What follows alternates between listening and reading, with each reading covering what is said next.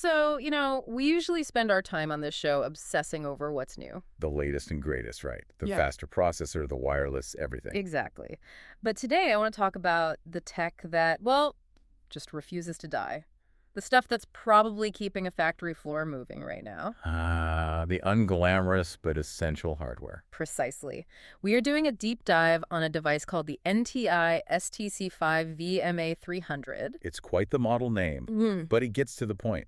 We're talking about a KVM extender. KVM, that's keyboard, video, and mouse. Yep. And this one is specifically for the legacy standards, PS2 ports and VGA video. And the mission here is honestly pretty high stakes. Imagine you need to control a computer from, say, a football field away. Up to 300 feet, to be exact. Yeah. And you need that distance because the machine might be in a loud or secure or even dangerous environment. You can't just sit next to it. You can't. Yeah. So this NTI unit bridges that gap, and it does it using standard, inexpensive CT5 or CT6 Ethernet cable. That's the part that I think is so clever. It's taking these old analog signals. Right, VGA and PS2.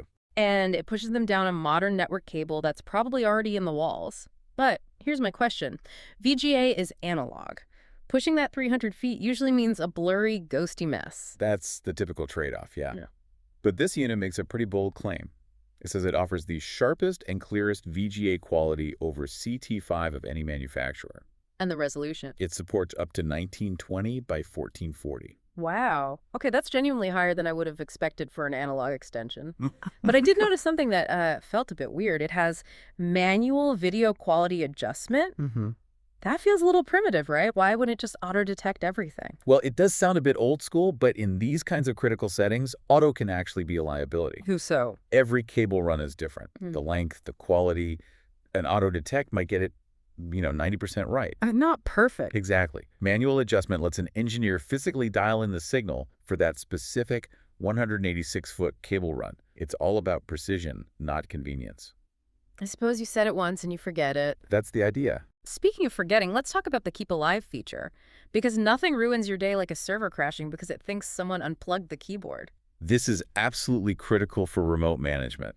The device actively emulates the keyboard and mouse signals for the PC. So the computer's being tricked, basically. In a good way. Yeah. Even if the remote unit gets unplugged or the cable is cut, the server itself never knows. It just thinks the keyboard and mouse are sitting there patiently waiting, so it won't freeze or panic. It's babysitting the computer so an actual person doesn't have to. Perfect way to put it. Now, the compatibility list is where this really starts to feel like a time machine. I'm seeing Windows 2000, Solaris, FreeBSD, even Mac OS 9. It reads like a museum directory, doesn't it? But that's the whole point. This isn't for your new gaming PC. It's for that SUN Fire V20 server in a research lab that maybe hasn't been rebooted in 6 years. It even calls out support for an IBM scroll point mouse. And Japanese keyboard layouts. I mean, the niche support is incredible, and it allows for dual access.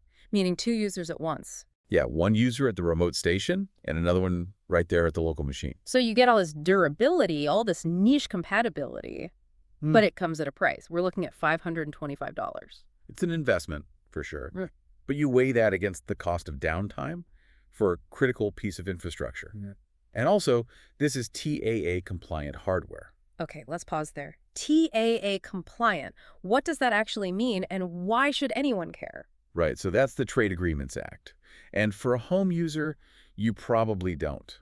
But if you work with the U.S. government or on any federal contracts, it's mandatory. Okay. It basically certifies that the device was made in a compliant country, so not China, for example. It's about supply chain security. So you're paying for the paperwork and the peace of mind, not just the port. In a way, yes. Yeah. It's rugged, it has built-in surge protection, it works in extreme temperatures, it's built like a tank. A tank designed to keep the old world running. Which sort of brings us to the big picture here. We live in this world that's obsessed with wireless, with 5G, with the Internet of Things. Right. And yet here is a $500 box designed to perfectly preserve a VGA signal running over a simple copper wire. It forces you to rethink what advanced really means. I mean, wireless is convenient, sure, but it can be hacked, it can be jammed. A dedicated cable is absolute. It's absolute. It just works. Yeah. It reminds you that while the consumer world is chasing the next new thing, the infrastructure keeping our lights on is often running on tech that's decades old. Because it's not about being modern, it's about being unbreakable. Exactly. Sometimes the legacy way is the only way that you can truly depend on when it really, really matters.